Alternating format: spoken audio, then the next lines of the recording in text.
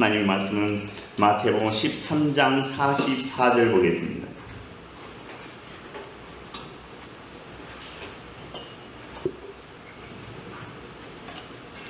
마태복음 13장 44절 한 절 한 목소리로 합독하겠습니다.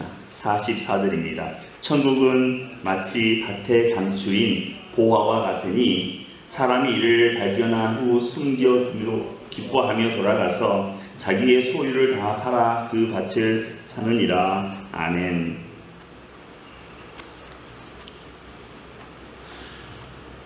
우리가 오늘 본문의 비유를 이해하기 위해서는 2000년 전에 그 당시의 배경을 먼저 인지해야 합니다. 그 당시에는 돈과 재물을 보관하는 방법이 오늘과는 많이 달랐습니다. 오늘날에는 재물이나 보석들을 은행이나 금고에 넣어두면 됩니다. 그러나 옛날에는 은행도 없고 또 금고도 없었기 때문에 보물을 항아리 속에 넣어서 땅 속에 묻어두는 것이 일반적인 풍습이었습니다. 마태복음 25장의 그 달란트 비유를 보면 한 달란트 받은 종의 이야기가 나오는데, 이 종이 주인이 준 한 달란트를 땅을 파고 깊이 묻었다 이렇게 기록하고 있습니다.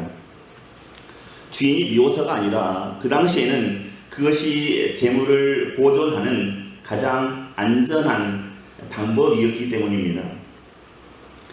그런데 문제는 보화를 땅 속에 묻어둔 사람이 전쟁에서 죽거나 또 불의의 사고로 죽게 되면 그 감춰둔 보화가 주인을 잃게 된다는 사실입니다. 가령 어떤 부자가 엄청난 보화를 땅 속에 묻어두었는데 그만 전쟁이 나고 말았습니다. 난리를 겪는 동안에 그 주인이 죽었거나 포로가 되어서 멀리 이방 나라에 끌려가서 영영 돌아올 수 없는 처지가 되었습니다. 이런 경우에 그 감추어진 보화는 수십 년 혹은 수백 년 동안 땅 속에 묻혀 있게 됩니다. 그러다가 다행히 어떤 사람에 의해서 발견되게 되는 것입니다. 오늘 본문이 바로 그런 경우입니다. 어떤 사람이 밭에 감추인 보화를 발견했습니다. 아마도 이 사람은 남의 밭을 빌려서 농사를 짓는 소작인이었던 것 같습니다. 이 소작인이 밭을 갈다가 감추인 보화를 발견하게 되었습니다. 땅을 파는데 무슨 소리가 나서 파보았더니 뜻밖에도 엄청난 보화가 그 안에 숨겨져 있었습니다. 이 사람은 얼른 다시 그것을 묻어두고 돌아가서 자기에게 있는 모든 소유를 다 팔아서 그 밭을 사고 보물을 소유하게 된다 하는 것입니다. 한국인이 가장 좋아하는 시인 윤동주 시인이죠. 윤동주 시인이 일본에 유학을 떠나기 전에 자기가 그간에 써놓은 시집이 있었습니다. 출판하지 못했었는데 이걸 자기가 3권을 친필로, 유필로 썼습니다. 필사해서 3권을 만들었습니다. 그리고 일본 유학을 떠나면서 한 권은 자신이 가져가고 또 한 권은 연희전문학교 이양하 교수에게 한 권을 부탁했고 또 한 권은 같이 하숙했던 정병욱이라고 하는 후배에게 나머지 한 권을 맡기고 유학을 갔습니다. 그리고 이 정병욱이라는 사람은 윤동주에게 받은 그 유필 원고, 친히 쓴 유필 원고를 어디에 감추는 거 아니 자기 마루 밑에 땅을 파서 그곳에다가 이제 윤동주 시인의 시집을 감추어뒀습니다. 그리고 해방이 되고 나서 1948년도에 이제 윤동주 시인의 시집을 이 사람이 내게 됩니다. 윤동주 시인은 안타깝게도 해방되기 6개월 전인 1945년 2월 달에 일본의 후쿠오카 형무소에서 그만 27세의 나이로 생을 마감하고 말았습니다. 그래서 윤동주 시인이 죽고 나서 3년이 지난 다음에 이 후배 정병욱 이분이 그 마루 밑에 감추어두었던 그 시집을 꺼내서 세상에 내게 되었습니다. 이 시집이 우리가 그렇게 사랑하고 아끼는 하늘과 바람과 별과 시라는 그런 시집입니다. 이 안에 보면 우리가 가장 사랑하는 시가 있습니다. 서시라고 하는 겁니다. 죽는 날까지 하늘을 우러러 한 점 부끄럼 없기를 잎새에 이는 바람에도 나는 괴로워했다. 별을 노래하는 마음으로 모든 죽어가는 것을 사랑해야지. 그리고 나한테 주어진 길을 걸어가야겠다. 오늘 밤에도 별이 바람에 스치운다. 이 시가 서시인데, 만약에 이 윤동주 시인이 그걸 윤필로 써서 후배에게 맡기지 않았으면 이 시는 세상에 아마 나오지 못했을 것입니다. 근데 정병욱이라는 후배가 그걸 마루 밑에 땅을 파서 숨겨두었다가 해방되고 나서 3년이 지난 다음에 이 책을 출판하게 되었습니다. 이 하나님의 나라는 마치 밭의 감추인 보화와 같다. 그래서 사람들의 눈에 띄지 않았다 하는 것입니다. 이 발견하다는 단어는 헬라어 원어 성경에 휴리스코라는 단어로 기록하고 있는데 우연히 발견하다는 뜻입니다. 그래서 그것이 은혜임을 강조하는 것입니다. 어떤 목적을 가지고 그걸 찾는 게 아니라 우연히 발견되었습니다. 그러니까 하나님의 은혜지요. 하나님 나라의 비밀을 아는 것도 그와 같습니다. 성령의 조명과 또 성령의 주시는 지혜 없이는 알지 못하는 것입니다. 어느 랍비가 이런 얘기를 했습니다. 돈을 저축하는 가장 안전한 장소는 대지, 땅이다 이렇게 얘기했습니다. 당시 팔레스타인에는 전쟁이 많았기 때문에 항상 언제 자기 집이 전쟁터로 바뀔지 몰랐습니다. 전쟁이 일어닥치면 주민들은 귀중품을 땅에 묻어두고 전쟁이 끝나면 다시 와서 찾기를 바라는 그런 마음을 품고 피난을 떠나게 되었던 것입니다. 톰슨이라고 하는 사람은 1876년에 성지의 성경이라고 하는 책을 썼습니다. 이 책의 내용이 가운데 이런 게 있습니다. 어느 날 자기 자신이 시돈에서 발굴한 보화에 대해서 기록한 글입니다. 이 사람이 시돈시를 다니다 보니까 우리나라처럼 유명한 가로수길이 있어 나옵니다. 이 가로수길을 가다가 어떤 정원에서 땅을 봤더니 그 안에 금괴가 어마어마하게 쏟아져 나왔습니다. 이 사람이 그걸 보고 얼마나 감격해 흥분했겠습니까? 그 흥분을 주체하지 못하고 이걸 입단속을 해야 되는데 그 금괴를 발견하고 입단속을 못했습니다. 그러다 보니까 소문이 났습니다. 이 얘기가 왕에게까지 들어가서 왕이 그 모든 금괴를 압수했다, 몰수했다, 자기 책에 이렇게 기록해 놨습니다. 아마 전쟁 때에 어떤 부자가 이곳에 숨겨놓고 죽은 것이 아닌가 그렇게 생각해 볼 수 있습니다. 유대인의 세계에는 그들의 불행한 역사 속에서 이렇게 보물을, 값진 것을 땅속에 묻어두고 죽어버린 사람들이 꽤 여럿 있었다는 것입니다. 당시의 풍습대로 하면 이 감추어진 보화에 대해서는 발견한 사람이 임자가 되는 것입니다. 하지만 밭 주인에게도 2분의 1의 소유권이 있었다고 합니다. 그러니까 밭 주인이 발견했으면 주인이 전부 차지하게 되는 것이고 그 외에 다른 사람이 발견했을 경우에는 주인과 절반씩 나누어 갖게 되는 것입니다. 그런데 오늘 본문에 나오는 사람은 그 보화를 발견하고 나서 그 땅 주인과 절반씩 나누지 않고 그걸 자기가 그 밭을 사서 전부 소유하게 되었다는 것입니다. 여기서 우리가 한 가지 알고 넘어가야 할 것은 집 주인은 그 사실을 알지 못했다는 것입니다. 자기 밭에 보화가 있었음에도 불구하고 주인은 그 사실을 알지 못했습니다. 왜냐하면 주인은 밭을 갈지 않았기 때문입니다. 내가 내 밭을 갈았으면 좋았는데 다른 사람이 갈다 보니까 다른 사람이 발견하게 되었던 것입니다. 내 마음의 밭은 내가 갈아야 하는 것입니다. 집 주인이 보화를 알지 못하듯이 어떤 사람들은 교회 다니면서도 늘 보화가 있는 밭에 왔다 갔다 하면서도 지나다니면서도 보화를 발견하지 못하는 사람들이 교회 안에도 많이 있다는 것입니다. 얼마나 불행한 일입니까? 보화를 발견하지 못하면, 여기서 보화는 예수 그리스도입니다. 보화를 발견하지 못하면 교회에 와도 졸립기만 합니다. 자꾸 딴 생각이 들고 예배 언제 끝나나 시계 쳐다보게 되고, 교회 나와서 예배 드리는 것이 기쁨이 되어야 되는데 기쁨이 되지 않습니다. 주일 하루 건너뛰면 왠지 찜찜합니다. 하나님께서 벌을 내리실 것 같기도 하고 왠지 찜찜한 마음에 주일 1시간 정도는 내가 하나님 앞에 투자해야지 이런 마음으로 나오는 분도 간혹 있습니다. 그렇기 때문에 우리는 우리의 보화 되시는 예수님을 발견해야 되는 것입니다. 보화는 숨겨져 있고 보화는 감추어져 있는 것입니다. 예수 그리스도께서 육체로 오셨다는 것은 그의 육체 안에 하나님의 신비가 감추어져 있다는 얘기입니다. 예수님께서 우리에게 인간의 몸을 입고 오셨다는 것은 그 육체 안에 하나님의 신비가 숨겨져 있다는 것입니다. 그런가 하면 오늘 우리가 살고 있는 매일매일의 사건 속에서 하나님의 말씀은 숨겨져 있습니다. 우리가 이 보화를 발견해야 되는 것입니다.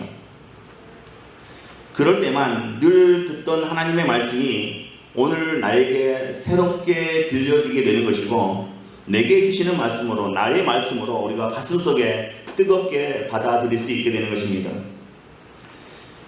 인류 역사상 가장 많은 보석으로 몸을 치장한 사람, 꾸민 여자가 있습니다. 이 사람은 미쳐버린 로마 황제 까리그라의 세 번째 아내가 되었던 로리아 파울리나였다고 합니다. 이 여자는 나중에 이제 황후의 자리에서 쫓겨나게 되는데, 그녀의 할아버지가 막대한 재산을 로리아에게 상속을 해놓고 죽었습니다. 온몸을 치장한 그 보석의 빛나는 광채가 늘 그녀를 감싸고 있었습니다. 그녀가 한번 몸을 장식하는데 드리는 그 보석의 액수는 그 당시 화폐로 4천만 세스타세즈라고 그렇게 기록되어 있습니다. 오늘날 화폐로 환산하면 약 1100만 불, 한화 약 120억 정도 되는 그런 보석을 몸에 이렇게 칭칭 감고 다녔다는 것입니다. 그래서 이 그녀 옆에는 항상 그 보석이 가짜가 아니고 진짜라고 하는 것을 증명해주는 보석 감정가를 항상 옆에 대동하고 다녔다고 합니다. 그리고 그 보석의 영수증이 있는데 그 영수증을 들고 항상 경리가 그 옆에 따라다녔다고 합니다. 그럼에도 불구하고 보석의 여왕이라고 칭호를 받던 이 로리아는 우리가 사는 이 세상에서 사라진 지 오래되었습니다. 아무도 기억하는 사람이 없습니다. 그러나 우리 천국의 사람들, 그리스도인들이 지니고 사는 보화는 보석 감정가나 또 보석값에 영수증이 따라다니는 그런 종류의 것이 아닙니다. 그리스도인은 하나님의 성령께서 친히 보증하시는 영원한 보화를 가지고 사는 사람들입니다. 썩지 않는 보화, 쇠하지 않는 보화, 하늘에 간직된 보화, 영원한 생명의 보화, 구원의 보화, 영생의 보화를 받아 가지고 우리가 살아가고 있습니다. 이 보화는 우리 각자가 소유하고 있는 예수 그리스도로 말미암은 구원입니다. 오늘 보면 44절에 말씀합니다. 천국은 마치 밭에 감추인 보화와 같으니 사람이 이를 발견한 후 숨겨두고 기뻐하며 돌아가서 자기의 소유를 다 팔아 그 밭을 사느니라, 이렇게 기록하고 있습니다. 이 사람은 보물이 있는 밭을 보았을 때에 중대한 결정을 해야만 했습니다.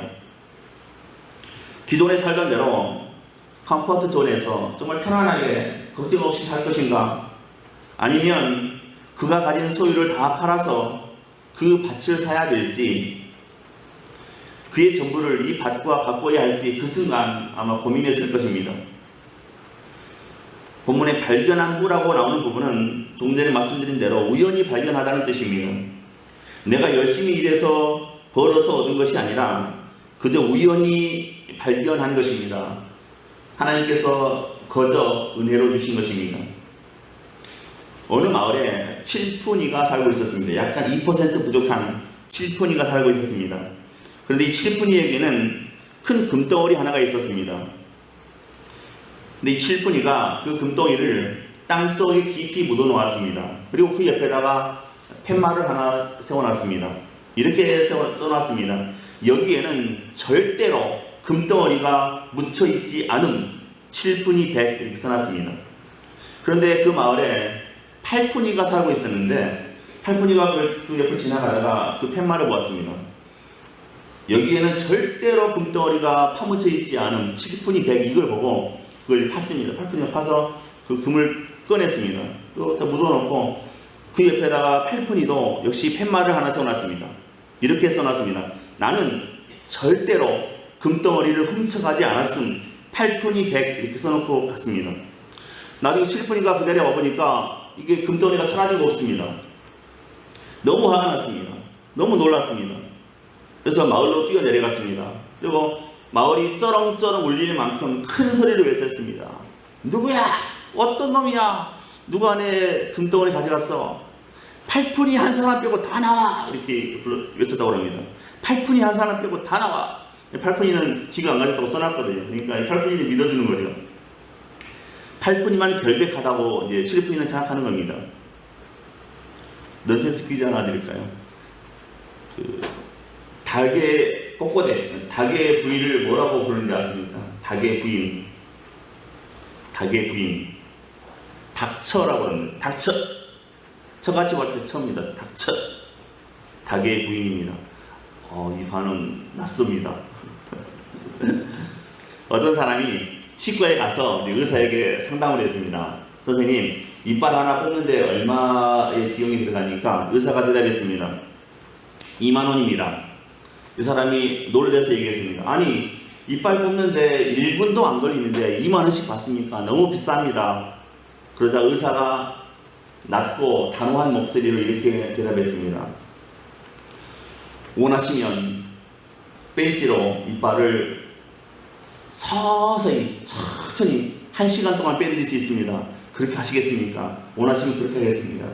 2만 원을 1분 안에 지불하기 어려우시면 제가 선생님 이빨은 벤치로 잡아서 1시간 동안 천천히 뽑아드리겠습니다. 그렇게 하시겠습니까? 하더니 이분이 그러더랍니다. 1분에 2만 원이 적당하군요. 그렇게 하면서 갔답니다. 오늘 본문에 농부가 그 감추인 보화를 찾은 곳은 특별한 장소는 아닙니다. 그가 늘상 일하던 밭, 일터, 곧 그의 일상이었습니다. 농부는 그의 일상에서 보화를 발견했던 것이지요. 천국은 먼데 있지 않습니다. 감추인 보화는 다른 곳에 있지 않습니다. 우리의 일상 가운데 있는 것입니다. 우리의 일상이 보화가 보물이 숨쉬는 곳입니다. 우리의 일터, 우리의 가정, 우리의 예배, 우리의 삶 한가운데 보화가 감추어져 있는 것입니다. 모세가 불타는 가시떨기 가운데 하나님을 만난 곳도 장소도 그의 일상이었습니다. 그가 평소에 양을 치던 시내산에서 하나님을 만났습니다. 베드로가 예수님을 만난 곳도 그가 늘상 그물을 던지고 그물을 걷던 갈릴리 호수였습니다. 수가성에 살던 사마리아 여인도 보통 때처럼 물을 기르기 위해서 우물가에 갔다가 예수님을 만났습니다. 이렇듯이 모세와 베드로 그리고 사마리아 여인은 그들의 일상 한복판에서 감추어진 보화를 발견했습니다. 그리고 인생이 송두리째 바뀌었습니다. 천국의 사람이 되어서 일평생을 천국을 위해서 살다가 갔습니다.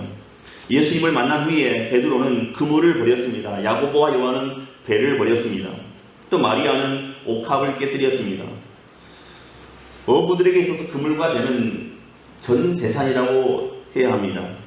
마리아의 옥합은 그 당시 노동자들의 1년 365일 임금이라고 합니다. 그 정도의 임금이라고 합니다. 그걸 깨뜨린 겁니다. 하지만 그들은 그물과 배를 버렸고 옥합을 깨뜨렸습니다. 예수님을 통해서 감추인 보화, 천국을 발견했기 때문입니다. 우리나라에 빌리 그레함 목사님이 1980년도에 오셔서 여의도 광장에서 우리 기독교인 100만 명을 모아놓고 집회를 하신 적이 있습니다. 이때 그 집회에서 특별 찬양을 한 분이 있습니다. 특별 찬양, 가수 조영남 씨입니다. 조영남 씨는 1944년생이니까 우리 77세지요, 한국 나이로. 빌리 그레함 목사님이 이 조영남 씨가 찬양하는 걸 보고 너무 이제 실력이 있고 소질이 있으니까 이 조영남 씨를 빌리 그레함 목사님께서 미국에 데리고 가셨습니다. 그래서 신학교를 다니게 했습니다. 신학교를 보내주고 또 빌리 그레함 목사님이 집회하는 곳마다 이 조영남 씨를 데리고 가서 찬양을 시켰습니다. 그런데 어느 날 조영남 씨는 그 길을 포기하고 그 일을 포기하고 돌아왔습니다. 세상적으로 이제 살아가고 말았습니다. 내가 소중하게 여겼던 천국 복음을 더 이상 팔지 않기로 그는 결단했던 것입니다. 물론 잘못된 결단이었습니다. 이후에 그는 인기 연예인의 삶을 살았지만 그의 영혼은 천국의 보화와는 아무런 상관이 없는 그런 삶을 살아갔던 것으로 알고 있습니다. 조영남 씨가 책을 여러 권 썼습니다. 그림도 많이 그렸지만 조영남 씨가 쓴 책 가운데 그 예수의 삿발을 잡다라는 책이 있습니다. 삿발에게 씨름 선수들이 잡는 이 끈 있지 않습니까? 예수의 삿발을 잡다라는 책이 있습니다. 그 책에 보면 이렇게 얘기하고 있습니다. 예수만이 우리를 구원시켜준다고 믿는 사람들이 있지만 나는 그걸 믿지 않는다. 이렇게 조영남 씨가 얘기했습니다. 유교의 공자나 불교의 부처도 우리를 천국으로 데려갈 수 있는 길이 있지 않겠는가. 그런 의미에서 내가 천국으로 가는 길을 넓힌 게 아닌가 이렇게 글을 써놨습니다. 이 천국 가는 길은 좁은 길이라고 성경에 말하고 있는데 자기가 이제 유교의 공자 또 불교의 부처를 다 끌어다가 짬뽕 시켜놓아가지고 천국 가는 길을 더 넓혀놨다. 본인 스스로 이렇게 좀 책에 고백해 놓았습니다. 뭐 요즘은 어떤지 모르겠습니다. 요즘은 되게 평신도라고 막 그러는데 요즘 모르겠습니다. 이 글만 놓고 봤을 때는 천국 보화를 아직 발견하지 못한 분 같습니다. 어느 산골 동네에 아주 마음씨가 고운 심성이 착한 청년이 살고 있었습니다. 이 청년이 어느 날 깊은 산속에 땔감을 구하기 위해서 올라갔습니다. 그런데 그 절벽 아래에 이쁘장하게 생긴 귀공자가 하나 쓰러져 있었습니다. 그래서 그 사람을 업고 집에 내려와서 몇 날 며칠을 간호해 주었습니다. 치료해 주었습니다. 그 귀공자가 깨어났습니다. 나중에 알고 봤더니 이 사람이 그 나라의 왕자였다고 합니다. 왕은 자신의 왕자를 살려준 그 산골 청년을 왕궁으로 이제 초빙했습니다. 초청했습니다. 그리고 자신의 아들을 살려준 그 산골 청년에게 무엇이든지 들어줄 테니 소원을 말해봐라 얘기했습니다. 그런데 그 산골 청년은 저는 이 나라의 백성으로서 마땅히 해야 할 일을 했습니다. 사양하겠습니다. 이렇게 대답했습니다. 두 번째 왕이 묻습니다. 내가 너에게 선물을 주고 싶은데 소원을 말해보거라. 그래도 이 청년은 똑같이 얘기했습니다. 저는 마땅히 백성으로서 해야 할 일을 했습니다. 그리고 사양했습니다. 왕이 세 번째 물었습니다. 그래도 나는 너에게 선물을 주고 싶다. 말하라. 그러니까 어쩔 수 없이 이 청년이 얘기했습니다. 임금님, 정 그러시다면 제 소원을 말씀드리겠습니다. 그랬더니 왕이 그래 어서 말해보거라. 청년이 얘기했습니다. 임금님, 제가 왕자님을 몇 날 며칠 간호하면서 왕자님과 정이 들었던 것 같습니다. 바라는데 1년에 한 번씩 왕자님께서 저희 집에 놀러 올 수 있도록 허락해 주십시오. 이게 제 소원입니다. 이렇게 얘기했습니다. 이렇게 얘기한 다음에 청년이 다시 산골로 돌아오게 되었습니다. 근데 집에 오니까 동네에 돌아오니까 난리가 났습니다. 동네 사람들이 혀를 끌끌 차면서 바보 천치라고 합니다. 왕한테 갔으면 왕이 소원을 주겠다는데 대우 같은 한 채 지어주세요. 그렇게 얘기하든지 아니면 논 100마지기만 주세요. 이렇게 얘기해야지. 아니면 우리 동네 길이라도 좀 반듯하게 좀 닦아주세요. 이렇게 소원을 말해야지. 세상에 바보 천치야 그렇게 왔냐. 뭐 잘났다고 됐다고 이렇게 거절하고 왔냐. 막 청년을 향해서 비난하였습니다. 그런데 얼마 지나지 않아서 그 산골 동네에 웬 사람들이 막 때로 몰려왔습니다. 그들은 다름 아닌 왕궁에서 나온 사람들이었습니다. 그들은 길을 넓히고 또 주변을 막 정비하기 시작했습니다. 동네를 아주 새롭게 만들었습니다. 그리고 그 청년의 집에 대궐 같은 집을 지어줬습니다. 그리고 창고에 곡식을 가득 채워줬습니다. 이 모두가 왕자가 방문할 것을 대비해서 준비하는 것이었습니다. 왕자가 오는 길이 불편하지 않도록, 그리고 안전하게 지낼 수 있도록, 그리고 편안하게 잘 수 있도록, 또 왕자를 수행할 군사들이 거처할 곳을 준비했던 것입니다. 한마디로 이제 얘기하면 모든 것이 다 해결되고 사람들이 생각한 것 그 이상의 것들로 갖추어졌다는 것입니다. 이처럼 우리 주님 한 분만 계시면 우리의 근심도 또 우리의 슬픔도 우리의 아픔도 우리의 고통의 문제도 다 근원적으로 해결된다는 사실입니다. 그리고 우리의 가정의 문제도 우리의 건강의 문제도 우리 직장의 문제도 우리 진로 문제도 우리 사회의 문제도 인류의 문제도 다 해결되는 것입니다. 우리 삶의 현장에서 일어나는 어떤 문제라도 다 근원적으로 근본적으로 해결된다는 것입니다. 미국의 기업가 가운데 하워드 휴즈라고 하는 분이 계십니다. 이분은 영화사, 또 방송국, 항공사, 또 도박장, 호텔 등등 50여 개의 기업을 거느린 CEO였습니다. 회장이었습니다. 이분이 그렇게 이제 세계를 놀라게 할 만큼 그런 유명한 기업가인데 이분이 죽으면서 이런 말을 남겼습니다. Nothing. 이분의 유언입니다. Nothing. 아무것도 아니다. 그런 얘기입니다. 내가 그간의 많은 부귀 영화를 누리고 살았지만 지금 내가 이제 죽음을 앞에 두고 보니까 아무것도 아니다. 그래서 이분이 남기고 간 말이 딱 두 마디입니다. Nothing. 그리고 죽었다고 합니다. 아무것도 아니다.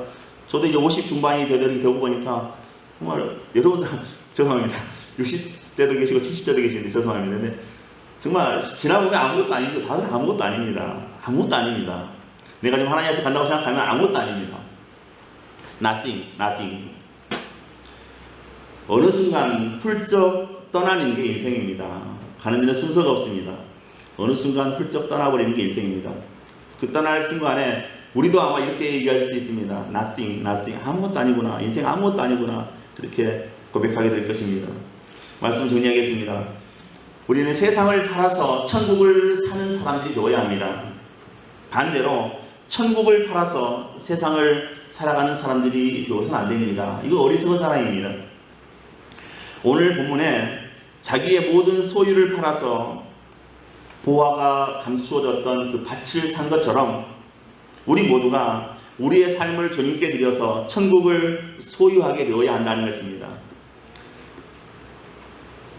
저와 여러분이 우리의 소중한 것을 드려서 천국을 소유한 보화를 간직한 소유한 그런 삶이 되시기를 주님의 이름으로 축원드립니다. 기도합니다. 은혜로우신 하나님, 이 시간 우리에게 믿음을 더해 주옵소서. 우리의 일생을 살아가면서 세상에 휩쓸려 가지 않게 하시고 오직 보화 되시는 주님 붙잡고 천국에 들어가는 그 시간까지 그 순간까지 믿음 붙잡고 믿음으로 승리할 수 있도록 도우시고 축복하옵소서. 죽는 순간 nothing이 아니라 하나님의 은혜였습니다. 나의 모든 것은 하나님의 은혜였습니다. 이렇게 고백하고 우리가 천국문에 입성할 수 있도록 우리의 믿음을 축복하옵소서. 믿고 감사하오며 예수 그리스도 이름으로 기도하옵나이다. 아멘.